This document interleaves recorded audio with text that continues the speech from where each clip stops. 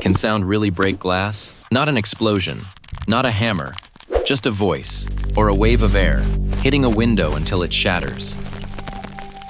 It sounds like a magic trick. It shows up in cartoons and old commercials. But is it real? Let's set the rules first. We're not talking about a gunshot or a slammed door. We're talking about pure sound energy, a vibration in the air, doing what looks impossible, turning solid glass into shards without ever touching it. Here's what the science actually says would happen. Every object in the world has something called a resonant frequency. Think of it as the note that object naturally wants to vibrate at. Push a swing at just the right rhythm, and a tiny push sends it soaring. Push it at the wrong rhythm, and nothing happens, no matter how hard you shove. Glass is no different. A wine glass has its own natural note, usually somewhere in the range of human hearing. Hit that exact note, loud enough, and the glass doesn't just vibrate. It starts to flex.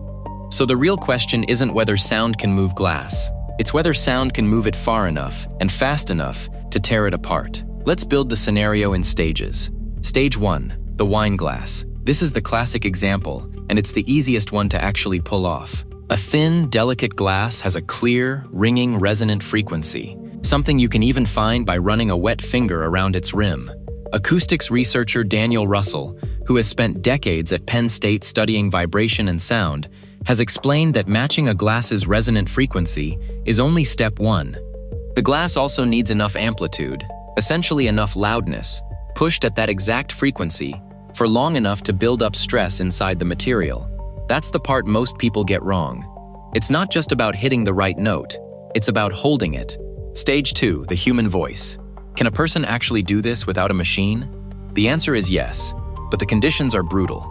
A trained singer needs to sustain a note within a few hertz of the glass's resonance, at a volume north of 100 decibels, for several seconds without wavering. For comparison, 100 decibels is roughly as loud as a chainsaw, heard from close range.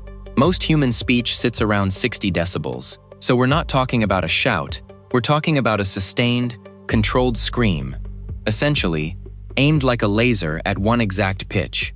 There are documented cases of this working.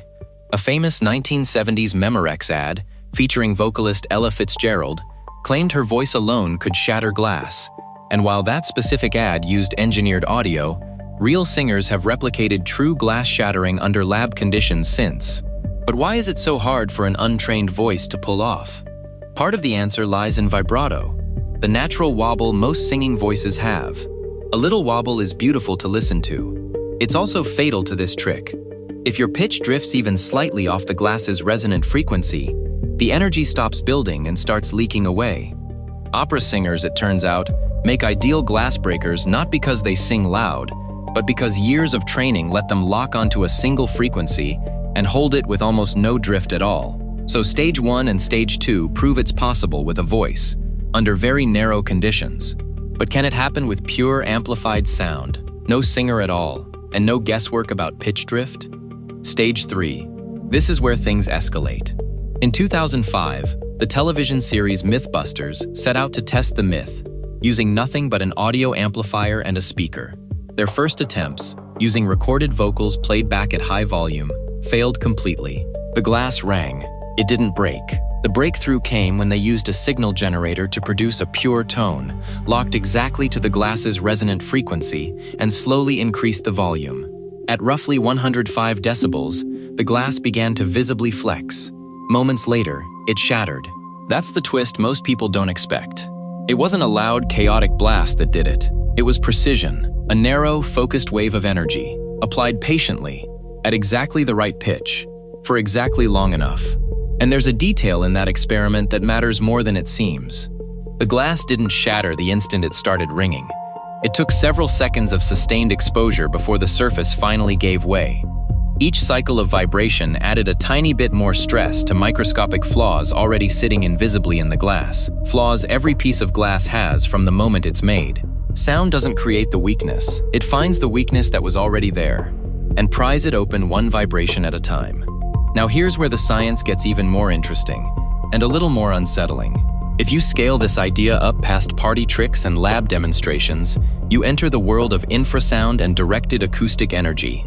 Military and security researchers have long studied whether powerful, focused sound waves, some below the range of human hearing, could be used as non-lethal weapons or breaching tools. Devices like the long-range acoustic device, originally developed for ship-to-ship communication and crowd control, can produce sound pressure levels above 140 decibels at close range, loud enough to cause real pain and, under the right conditions, stress-building materials. Researchers studying structural acoustics, including work published through the Acoustical Society of America, have shown that sustained resonant vibration doesn't just threaten wine glasses. Under lab conditions, sufficiently powerful, precisely tuned acoustic energy can fatigue and even fracture certain thin architectural glass and metal components over time. The same underlying physics, just scaled up with far more power and far more engineering behind it. So the wine glass on your dinner table and a window pane in a skyscraper are playing by the exact same rules. The only difference is the amount of energy and the precision required to reach the breaking point. History even has a few real-world echoes of this. Engineers investigating sonic booms from low-flying military jets in the 1960s recorded cases of window glass cracking in nearby towns, not from the boom's raw volume alone, but from the sudden pressure waves striking panes already weakened by age, temperature stress, or a poor fit in their frames. It wasn't quite the same controlled resonance as the wine glass experiment, but it revealed the same underlying truth. Glass is always closer to its breaking point than it looks, waiting for the right kind of push. Here's the science reveal, distilled into one idea. Breaking glass with sound was never really about volume. It's about resonance, sustain, and precision. Three things that are far harder to achieve than simply being loud. That's why a passing truck, a barking dog, or even a shouting crowd almost never shatters a window, despite being plenty loud. None of those sounds are locked onto the glass's exact resonant frequency, and none of them sustain that exact pitch long enough to build up destructive internal stress. Random noise, no matter how intense, just doesn't do the job. Only a focused, patient wave can. Now bring this back to something you can feel. Every time you've heard a singer hold an impossibly high, clear note, or heard a subwoofer rattle a car window at a stoplight, you were watching resonance at work, just not quite powerful or precise enough to finish the job.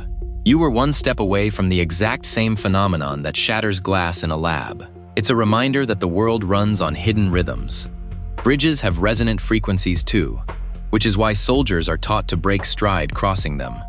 Buildings have them, which is why engineers design skyscrapers to avoid matching the frequency of strong winds or earthquakes. Even your own eardrum has one, tuned by millions of years of evolution to catch a particular slice of the sound spectrum.